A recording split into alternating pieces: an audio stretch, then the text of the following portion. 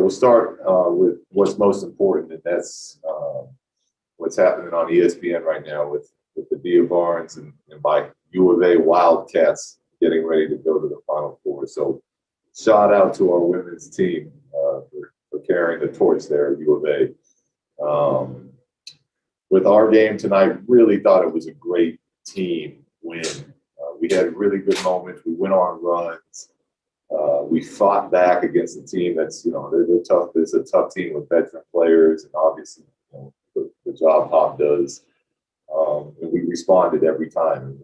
One time it was the first group, another time it was the second group. So the passion and joy that the team had out there tonight was something that we got to continue to strive to play with and play for each other.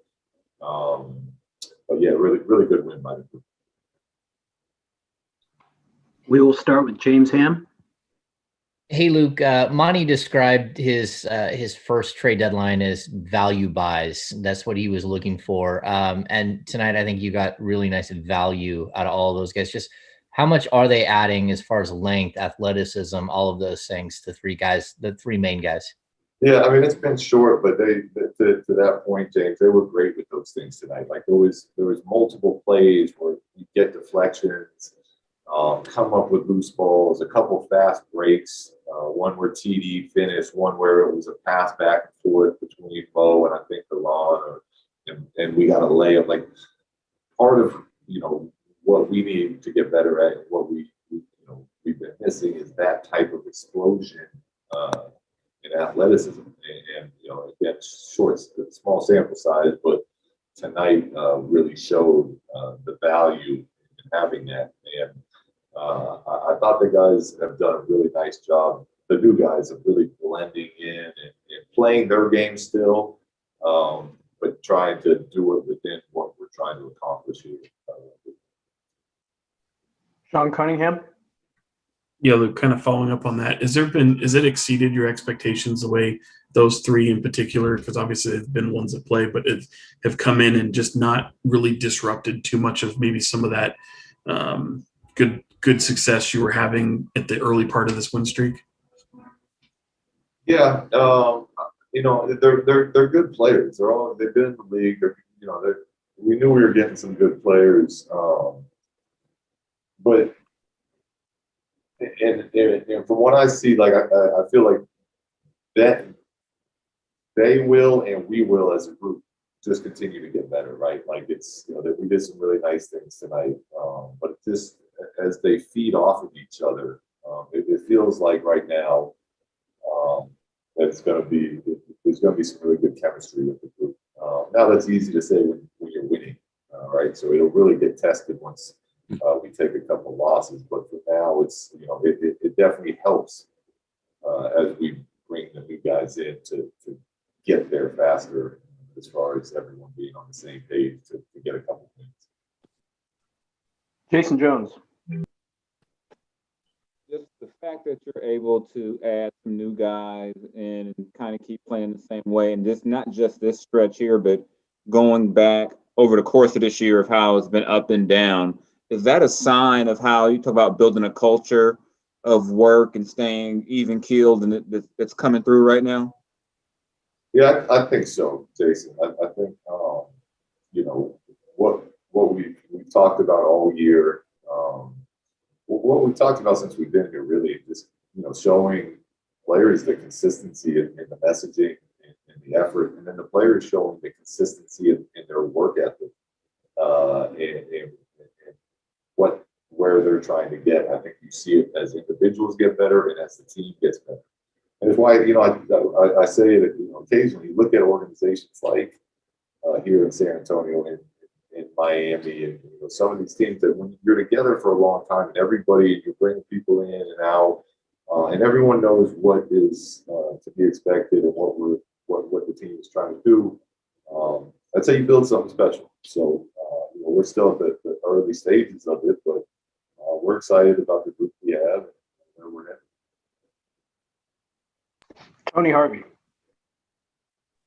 Yeah. Also, Luke, Monty also mentioned Friday, 2 words, as far as packaging these players in, the ones that you just received.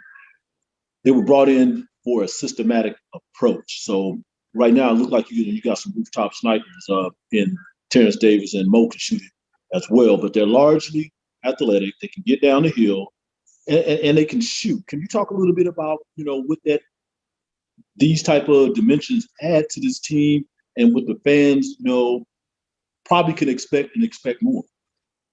Yeah, well, I think they complement and fill a need for what we had. And like I said, our group was playing well, pretty well before we got them. So to be able to have, dynamic playmakers and ball handlers like Tyrese and De'Aaron, and then you add the lawn to it. You got the way Buddy can shoot and the way Harrison and Mo have versatility. It's just a really nice addition to what we, to the people we already had, and what we were lacking a little bit of. So it's again, it's 2 games. It's not, we got a lot of work to do to get that. But so far it's looked good, and it's felt good. A warm welcome to Carmichael Dave. Luke, happy belated 50th. I hope tonight was a good prep. Second time this year, you guys won 7 of 8. Followed that up with a bit of a losing streak. I'm curious, what's different about this team now, attitude-wise, and what do you do to keep them in the moment, game to game now? Well, I think, Dave, is, we talk about keeping and staying in the moment. That's why we always message about, what are we doing today in practice? What is this game bigger than the next game? No, everything we preach has to be about what we're trying to get done in the moment so that we can stay in the moment. And I would tell you, Dave, that the difference is now we've gone through that as a group already.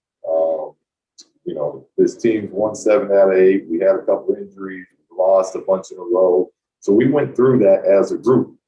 And, the pain of doing that should make us more battle tested, should make us mentally tougher, and, make us get to a level of play where we don't allow that to happen again. So I think that's probably the biggest difference. We got some new pieces, obviously, as well, that you could throw into that equation. But I think being battle tested from that the last time going through this should help us as well. A few more for Coach. Marshall Harris. Just kind of piggybacking off of that, Luke, when you look at the way your team is playing right now, what do you see as your biggest challenge going forward? Again, it's for us defensively is going to be everything. I think most nights we've proven we're going to be able to score the ball. And there's challenges offensively, like a lot of things we have to clean up still. For the biggest challenge, it's going to be the defensive end, and it's going to be our physicality. Right? I mean, we got small groups at time, and I think that's really hurt us in the first half of the San Antonio game tonight. And then we did a heck of a job of fighting through it, making plays in the second half on those same situations. So, the defensive end and the physicality are 2 things that we're going to have to constantly look to be aware of. Matt George. Hey, Luke, I kind of asked this a little bit tongue-in-cheek, but you've shared with us earlier you didn't think this team was as good as some of the great stretches that you've put on, and also not nearly as bad as some of the struggles that they've gone through this season. Which version of this team, as of right now, do you think is more trustworthy, and what elements of this team, with the success that you're going through right now, which elements do you think are the most accurate or true to form with this group? Yeah, I think where we're at right now, we're more of the team that's winning some ball games and having some success, and playing with joy. Not playing like the worst defensive team in the league. So I think we're more on that side of the spectrum right now. It's not so much just hot shooting or luck as is required in some of these stretches, as opposed to we're getting better as a team. We're playing a good, solid brand of consistent basketball, and with that,